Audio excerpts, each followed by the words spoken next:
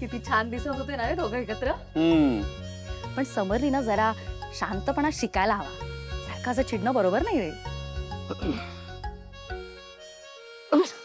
काय झालं? सोडून आलास तिला? तुम्हाला दोघांना ना परमेश्वर आयुष्यात कधी माफ करणार नाही. तुमच्यामुळे मला त्या घाणेरड्या रस्त्यावर जायला लागलं मोटरसायकलवर. एवढी धूळ गेली माझ्या नाका तोंडात. कधी माफ करणार नाही तुम्हाला परमेश्वर. हो अरे खरंच यार काय असतीस केवढा घाम आलाय त्याला. बरं तू शांत हो चिडचिड नको करू. एक्झॅक्टली एवढं काही झालेलं नाहीये. एवढं करायला लागतं बायकोसाठी. हे घे तुझी किल्ली. अरे काय तो रस्त्यावरचा कचरा, काय ते ट्रॅफिक, काय ते पोल्युशन. शी शी शी शी शी. मला जर अलर्जी झाली ना पुन्हा तर दोष तुमचा असेल सांगून ठेवतो मी. बरं बाबा आमचा दोष. ए समर, ओव्हर रिॲक्ट करतोस. एवढं काही झालं नाही आणि बायकोसाठी एवढं करावंच लागतं. समर, पण मानला तुला? तू बायकोला कसला फास्ट सोडून आलास रे ऑफिसला. मानला तुला. जब्बर. टाळ्या. वा वा वा. कमाल. ग बसा. त्यांच्यापासून मला लवकरात लवकर सुटका हवी होती म्हणून फास्ट सोडून आलो.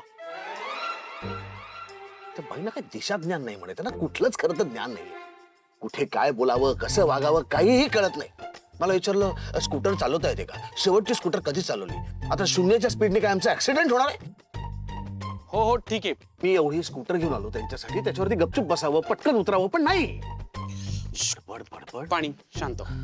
सदा पत्ता त्यांना सांगता येत नाही. काय काय शिकवायचं त्यांना काय माहिती. पाणी पी. पण मला आवडलं तुझं. आज कसं बायकोला सोडून आलास ऑफिस मध्ये. नेहमी करत जा ना असं. नेहमी हे बघ, आदिराच्या बाबतीत कसा तू नेहमी तिच्या मनाचा विचार करतोस. तिला त्रास होऊ नये अडचण होऊ नये म्हणून तू किती झटत असतोस. मग बायकोसाठी पण करायला हवं ना. तिच्यासाठी पण कर. नवीन लग्न झालंय तुमचं. एकत्र वेळ घालवा. तिला ना कुठेतरी बाहेर फिरायला घेऊन जा. अजून मग इतका वेळ काय करत होतो आम्ही. अरे याला बायको बरोबर वेळ घालवणं म्हणतात का समर. हा म्हणजे आपल्या आवडत्या माणसाबरोबर अगदी ट्रॅफिक मधला वेळ सुद्धा खूप छान वाटतो आपल्याला. मस्त घालवतो आपण तो वेळ. हो ना ग. आवडता माणूस काय बोलताय तुम्ही. एक मिनिट. मुद्दा काय. तुम्ही एकत्र वेळ घालवा. रोज सोडत जा तिला ऑफिसला. तू आता तिला रोज ऑफिसला सोडायचंस. हा कृपा करून मला असलं काहीही करायला सांगू नका. का नको. हे बरोबर नाहीये. बायको म्हणून स्वानंदीच्या काही बेसिक अपेक्षा असणार की नाही त्या तू पूर्ण करायला नको. अजिबात नाही. मी आधीच सांगितलं होतं की माझ्याकडनं कुठल्याही प्रकारच्या अपेक्षा ठेवू नये. आता त्यांनी जर अपेक्षा ठेवल्या माझ्याकडनं तर तो त्यांचा दोष आहे. बरोबर आहे ना. कारण त्या अपेक्षा कधीच पूर्ण होणार नाहीत. त्याचं त्यांना वाईट वाटेल. आता त्यांनी त्यांच्या अपेक्षांचं काय करावं हा त्यांचा प्रश्न आहे. त्याचा उगाच मला त्रास होऊन देऊ नये. किती रुक्ष आहेस रे तू. कमाल आहे तुझी. ऐका ना मी काय म्हणतो जरा शांत होऊया का आपण प्लीज. नाही एक मिनिट. कमाल काय यात. मला खरं तर तुमच्या लोकांची कमाल वाटते. आम्ही काय असं नवीन लग्न झालेलं असं लाजरं बुजरं कपल होत का. हा आमचं लग्नच मुळात नॉर्मल नाहीये आणि हे सगळ्यांना माहिती आहे. मग नॉर्मल लग्नाचे नियम आमच्या लग्नाला का लागू करतात. एक मिनिट. आयुष्यभर एकत्र राहायचंय ठरलंय ना आता. मग तुम्ही दोघे तुमचा दृष्टिकोन बदला. असं सारखं लहान मुलासारखं तोंड फुगून बसू नकोस रे. आता तरी नात्याकडे गांभीर्याने बघण्याचा प्रयत्न कर ना तू. समर प्लीज काम डाऊन. ओके. एक मिनिट. लग्न हे लग्न असतं. नॉर्मल एबनॉर्मल असं काही नसतं. कुठल्याही कारणाने का असेना लग्न झालंय ना आता. हो ना झालंय. आणि त्याची किंमत आता मला आयुष्यभर मोजावी लागणार आहे. समर प्लीज शांत हो. ऐक ना तू. एक मिनिट. आयुष्यभर हे ठरलंय ना आता. मग तुम्ही दोघं तुमचा दृष्टिकोन बदला. आता ना असं लहान मुलासारखं तोंड फुगून बसू नकोस. या नात्याकडे जरा गांभीर्याने बघण्याचा प्रयत्न कर. प्रयत्न तरी करशील की नाही. निकिता ऐका ना समर प्लीज भांडू नका रे. प्लीज भांडू नका ना. नाही शक्य नाही.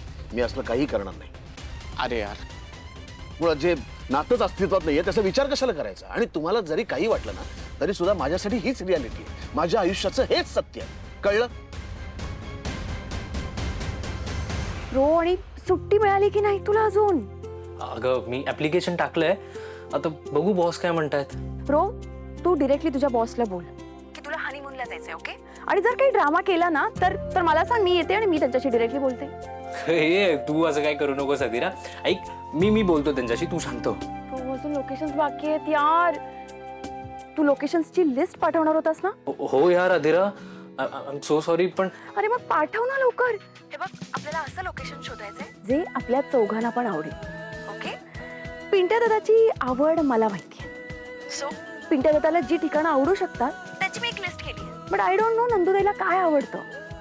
सो तू प्लीज ती लिस्ट पाठव ना, असं मला एक फायनल लिस्ट बनवता येईल आणि ती पिंट्या दादा समोर प्रेझेंट करता येईल.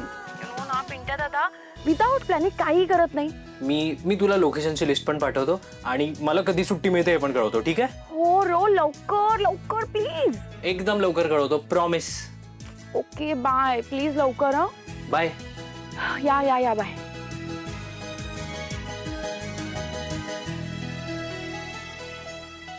अदिरा, काय काय ग, काय झालं? अजू यार बघ ना, अजून हनीमून ट्रिपचं काहीच फायनल झालेलं नाहीये.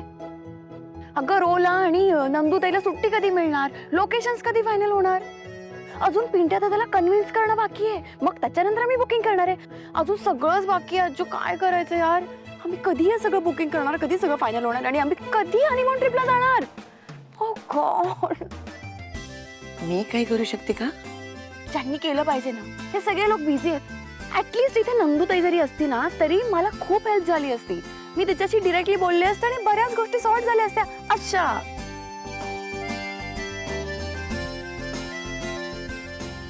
अज्जू अज्जू तू एक काम कर ना, तू नंदुताईला फोन कर आणि इथे बोलून घे ना आपल्या घरी. म्हणजे डिरेक्टली आमचं सगळं कॉन्व्हर्सेशन होईल आणि सगळ्या गोष्टी अशा सॉर्ट होतील. तू का नाही विचारत? मला खूप काम आहे. ओके अज्जू, सो प्लीज ते काम तू कर ना. तुला हेल्प करायची होती, तूच बोललीस ना.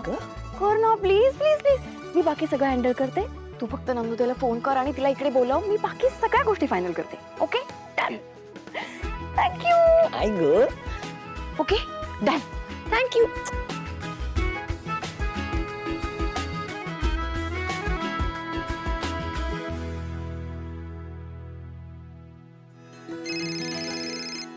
हॅलो आजी.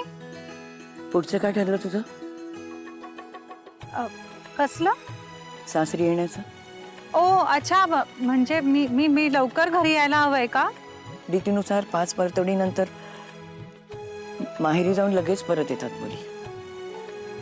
म्हणजे असं खूप दिवस नाही राहत. ठीक आहे आजी, मग मी आजच येते परत. नाही म्हणजे बघ, म्हणजे तुझं तूच ठरव, जे योग्य वाटेल ते कर. नाही नाही ठीक आहे, मी येते आजच परत. बरं होईल. पिंट्याला पाठवते तुला आणायला. नाही नाही नको. म्हणजे आजी आहो, त्यांनीच मला आता इथे ऑफिसला सोडलं, तर परत त्यांना बोलवलं तर बापरे. आजी नको, मी माझी येईन परत. ठीक आहे, ठेवते. हां बाय.